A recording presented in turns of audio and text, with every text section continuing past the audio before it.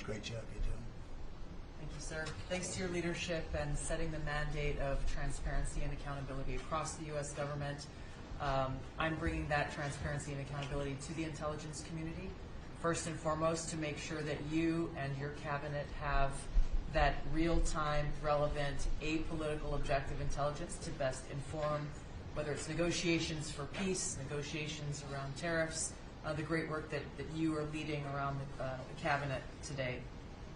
Secondly, working with the Department of Homeland Security and the FBI to increase our information sharing to achieve your goal of countering the narcotic trafficking and our ability to go after cartels now designated as foreign terrorists.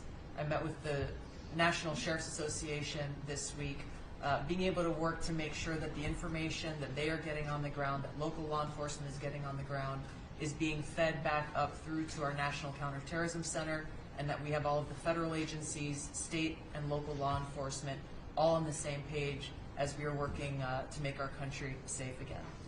And lastly, sir, as you know, declassification and rooting out weaponization, politicization of the intelligence community is a huge priority. You know more than anyone else the very dangerous and negative consequences of that.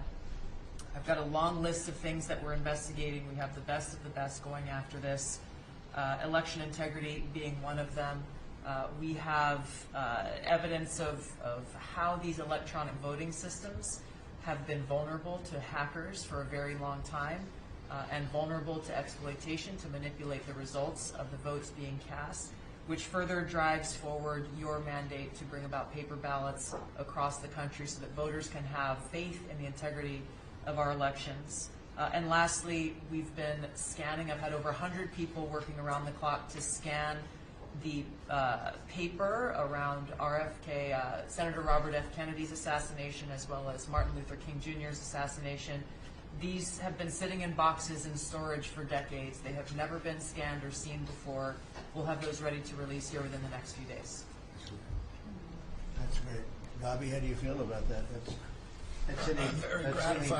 That's hitting close to home, isn't it? Yeah, no When you kidding. think, I'm thinking about Bobby when that statement's made. We're very grateful to you, Mr. President. And you'll let Bobby see some of this because, you know, it's very personal stuff. But it's time. I've asked him, and his response is, put it out. The world needs to know the truth. And his uncle that's been out, and anything that hasn't been out, they can go to your offices and see.